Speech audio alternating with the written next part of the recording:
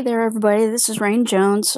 Today's the next video in this series, Selling Products on Amazon. Today I'm going to be talking about basically what it boils down to is barcodes and the different kinds of barcodes that are out there. Hitting on UPC, EAN, and SKU codes, but there's a few others that I'll discuss as well. So let's just get into it, okay? Maybe. Okay, so this all begins with what's called a global trade item number. And this is basically some sort of identifier. It's usually in a barcode format that's developed by GS1, and I'll get to that in a minute, that assigns a specific code to a specific product. So when we talk about codes and products, we're talking about barcodes for books, for serial numbers, for music, for international products, and finally we're talking about products made in the United States, which they call UPC codes. Okay, so GS1 is a nonprofit organization that develops and maintains all of these standards for business communications, which includes the barcodes. And that's, as you see, you go to a grocery store or any kind of shopping center and you look at the tag and it has this sticker on it with some black lines and white spaces, and underneath that you see a series of numbers, and that's the barcode. The most common barcode that's out there that GS1 produces is what's called the Universal Product Code. And this is that barcode symbology. It's about 12 digits, and it's unique to each item. So even if you have, we'll just say you have a thermos, okay, you're going to see, if you're looking at a blue thermos and a red thermos, and you put those barcodes and you put them right next to each other, even though the thermos is exactly the same and everything is the same except the color, it's going to have a different UPC code for the different variations. So that's what it means when it says there's a code for everything out there and every variation of everything out there. So color and size and any other types of variations are going to each have their own unique code. So you need to keep that in mind when you're trying to sell products on Amazon. Okay, so the EAN, and this is the European or International Article Number, and this is for products that basically originate in Europe or Japan or other foreign countries, and it's basically the most common one is called EAN 13, and its most common is it's just a prefix to the 12-digit UPC code. So you might see a barcode on there that has a 0 or a 48 or a 49 or something like that as a prefix to the standard UPC code. So that is a valid code that you can use for Amazon when you're inputting your product information. It's asking you for a specific code. Now the stock keeping unit is this is a number that's assigned to a product by the company basically for inventory purposes. So if I have my own store and I'm wanting to keep track of how much inventory I have in stock, or a specific code for that specific stock item, you can pretty much create your own stock keeping unit for your own internal tracking. And then Amazon has what's called the Amazon Standard Identification Number, and it's a 10-digit barcode that it assigns to a product to specify basically the seller of that product. Oh, I'm sorry, I've got that totally wrong. It's 10 carat, and it's specifically for identifying products within the Amazon organization. The next one is, and I mentioned this in the last video in this series, which was the SKU, which was the Fulfillment Network Stock Keeping Unit. And this is a number that Amazon creates so that if you are a seller and you are selling a product that already has an ASIN associated with it, but you want to be identified as, but you want to be able to sell that under your seller name or business, then Amazon assigns you an SKU, and it usually starts with an X. Is how you can determine if it's a SKU versus an ASIN. The ASIN has a combination of both letters and numbers, and you can see that when you go to the Amazon site and you scroll down to additional product information, and it will show what the ASIN there, and you can find your products that way as well. So, kind of broken down some of these different codes. There are lots of different variations of the codes, but these are the main ones that you're going to run into when you're talking about selling on Amazon. So, why do I need to know this? Okay, so all items on Amazon must have a UPC. Okay, and there's always exceptions to the rule, so don't get too excited here. But the reason is they want to mitigate the chances of fraud and counterfeiting. So if you have a UPC code, that code has been, again, issued by GS1. And if it's issued by GS1 and they can verify that quite easily, then it reduces that risk of somebody getting on there and selling fraudulent or counterfeit products. Okay. This also helps Amazon minimize duplicate listings. So if you have 5 sellers who are selling the same product, instead of having 5 different listings, what's going to happen is you're going to have one listing that basically combines the best inputs from each of those 5 sellers. And and this is especially true if you have the buy box. It will rotate through those sellers based on how many times that product is searched for. And what it will do is you'll see another caption below the product bullet descriptions that says, new and used, X number. And if you click on that, it takes you to a page that shows you the other sellers of that product. So this is a way for Amazon to kind of minimize all these duplicate listings and get some coherence in their search engines. Okay, and then it also ensures that the product reviews are based on the actual product, and again, not some sort of counterfeit product. So if a review is tied into a specific product UPC, you know that they're actually talking about a product that they actually received that was legitimate versus a fraud or counterfeit item. And then it allows for some commingling of products in their fulfillment centers.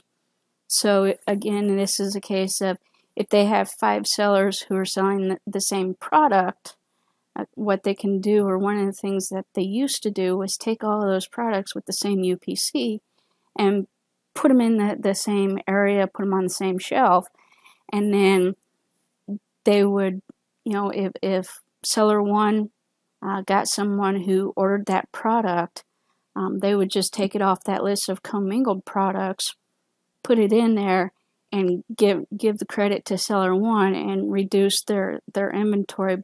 Basically, how many they sent to the fulfillment center, they reduced that inventory by 1. So it allowed them to do some commingling of products. So if you are selling a product that does not have a UPC associated with it, you have 2 choices here. The first choice is you can go to that GS1 website, and I'll show that to you in a minute. And you can go and request I can't say request, but purchase a UPC for that product. The other option is to request a GTIN exemption, And there's, again, some specific criteria that you have to meet in order to be able to request that exemption. So, why would you want to purchase a UPC? This is specific so that if you are looking at going private label and branding your own products, then in order to, put everything above board and you have specific control over that type of product, then you want to purchase the UPC. Then you want to purchase an individual UPC for that product. So, for example, knee braces. I like sticking with a common theme here. So you have a knee brace, and X seller number 2 has a knee brace, and they are the exact same knee brace because more likely than not they're made in the same factory, but you want to put your name on it, and you want to do Lucky Knees knee braces, or whatever you want to private label or brand that product under. Then in order for you to be able to basically keep that branding label and keep it separate from all the other knee braces out there, you purchase a separate UPC code for that knee brace, even as if it's the exact same one as 15 other knee braces on Amazon, because what that allows you to do, and you saw this last week when I was going through the adding products, is you have someone who has their product labeled, but they didn't restrict who could sell under that UPC code. So if you want to be able to control and restrict and grant permission for people to sell, under that UPC code, under that brand name or that label, that gives you more control over your branding and your private label. To go with this, Amazon does have a brands list, and so if you do decide to go that private label route and you want to make sure that you can control who sells it versus whatever, then you can go in and get your brand added to that list, so that if somebody wants to sell under your UPC, they have to request your permission. So that's just a way. So those UPCs that you purchase are just a way for you to control your branding and your private label. So why would you want to request a GTIN exemption? Yes, I'm hitting both of these. So like I said, Amazon has specific criteria, these 4, and you just need to meet one of the below criteria. So it may be a case where the brand or the manufacturer doesn't provide a GTIN for their products. So the private label products or handmade products don't have a UPC code because, again, they're private or handmade. So you don't need to actually get a UPC code for something like that. You can request an exemption. Non-branded products, wholesale products, is kind of what they're talking about here.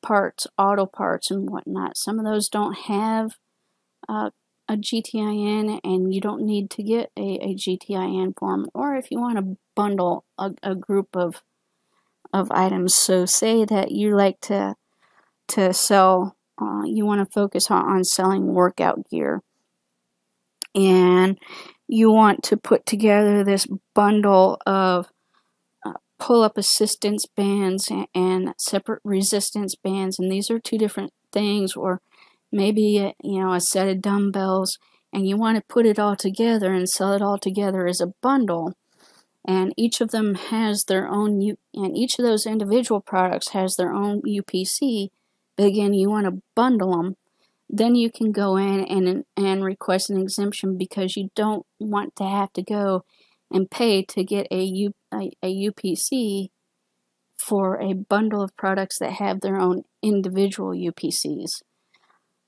So that's kind of what we're looking at here. Now I'm just going to show you, I put some links in here, but I'm gonna take you to these sites, so bear with me a second.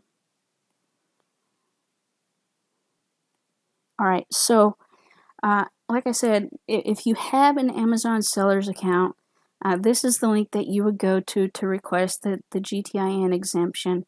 And it already tells you the products for which you're requesting an exemption. So, you've got the non-branded products, parts, media, and bundles. And then you can put it in and just give a brief description of why it doesn't have a GTN. If you have anything supporting letters from the manufacturer saying, yea, verily, we make this product and it's okay for them to sell it on Amazon, you would put yes, and then you would enter the additional information, who's making it, what kind of category it falls into, their website link, and you can also, they have samples of letters that the manufacturer can provide as well, and you can upload that and submit it. Now, I will tell you, I haven't tried this route. I'm just making you aware that it is an option, but it's going to, with all things like this, it's going to take a little bit longer for Amazon to approve your product and actually get it added and displayed so that you can actually run ads towards it. Okay, the other one that I mentioned was GS1, and this is basically their home page. And if you scroll down, you'll see an option that says, need a barcode? So you click on that.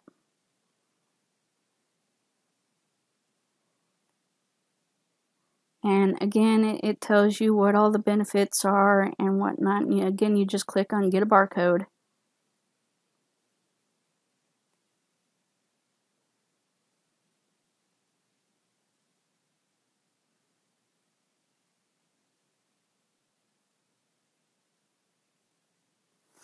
And this is not right because it should have taken you to a link for the cost for purchasing. So let's see.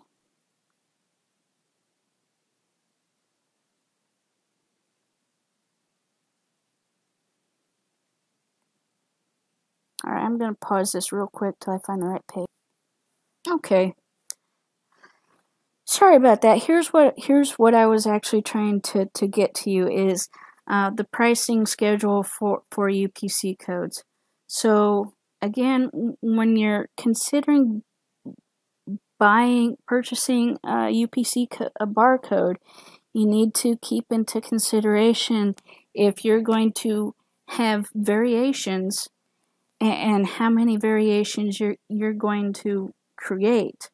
So again, I can go back to the thermos or the coffee mug that has 4 different colors, and that means you're going to need 4 different UPCs just for that one type of product. So when you are thinking about this, kind of look ahead into the future and think about how many types of products that you want to private label or if you want to brand. So if you're looking at a niche, and we'll say workout gear, okay, or fitness gear, there are tons and tons and tons of different types of workout gear. So are you going to focus on 4 or 5 different products and just get UPC codes for those 4 or 5 different products and their variations and look at it and say, well, if I go 4 or 5 different products and their variations, that means I'm going to definitely need more than 10. So keep that in mind when you're planning it and you're thinking about this and you're getting ready to go private label and self-branding. Keep in mind that the cost of actually doing the UPCs, because you can go one of 2 ways. You can never brand yourself, or you can brand yourself, and when you do that, you have a little bit more control over that product. So that's just something to keep in mind. This is, I know it took me a while to kind of get some of the lowdown on UPC codes and Amazon requirements. So if this was not explained clearly, please, please, please ask questions. And again, I'm going to leave you with the final thought. The final thought that I always leave you with is take action. All of this stuff that you're learning is great information, and you can get really, really excited about it. But if you don't take action, then it's pointless. So what I'm giving you guys here is, pure step-by-step system for selling products on Amazon and other similar omni-channels. So if you have questions, ask, because I'm trying to make this as easy to follow as I possibly can. So ask questions, take action, and I will see you guys next time with the next video in the series.